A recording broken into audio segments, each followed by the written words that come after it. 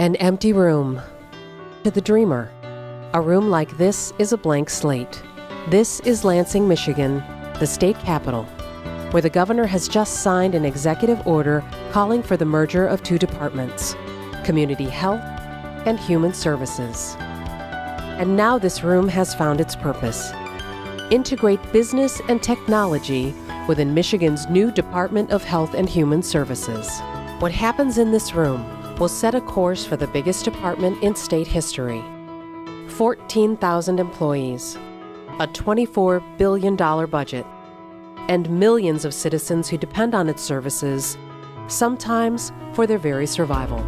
When we merged the Department of Human Services and the Department of Community Health together, we were trying to figure out a way that we could blend in the business and technology services to help support that bigger organization. The only way we knew how to do that was bring in a neutral party that could come in and do a neutral assessment for us to say, here's all the technology you have, here's how you need to align the technology, and here's how you need to structure your office in order to help support that. The beginning phase was a lot of discovery, a lot of finding out all the different types of data that we had and trying to sift through it. We interviewed all levels of individuals, both operational and tactical staff and executive staff, to put a picture together.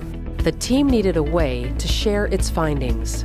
We really needed something that would be collaborative yet simple. The string exercise provided that. The main purpose of the string exercise was really to be able to look at the organization as a whole on one big long page and get a big picture view of how all the applications support the business, how they're aligned to business. I remember that day we were standing over there right next to the wall, and all the state of Michigan folks came in, and we had our greetings, but they were really focused on everything that they were seeing. I think it was a lot bigger than they were anticipating. It was a big wow, because I didn't realize how much we really are doing day for day, how many different systems we have, how many different people we impact. I think the moment that we knew that we were on the right track was when we had the state of Michigan people go right up to the wall and start pointing.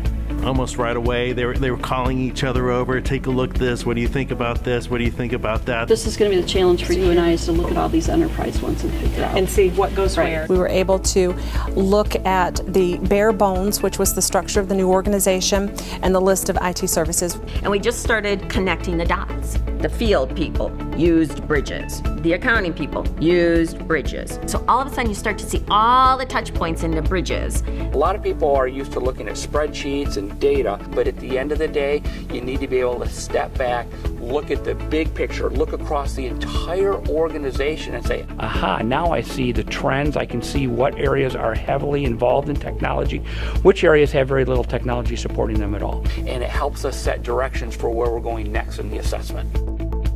All right, grab a seat and we'll get going. And again, I want to thank you guys for being here. The functional model is truly the to-be of the new organization. So instead of just creating an org chart and lining people up, we wanted to get our strategy down first. My primary focus was to articulate and really walk the team through our goals, assumptions, recommendations, and observations. Any questions on goals before I move on? Here's why we're here. Here's kind of what we said we were going to do. Here's kind of what we came up with. Then it really turned into a collaborative kind of discussion on, okay, what are those key takeaways? Core to our recommendation, and actually it was our top recommendation, was that the administration, the business side, needs to create what we call a keeper of the vision.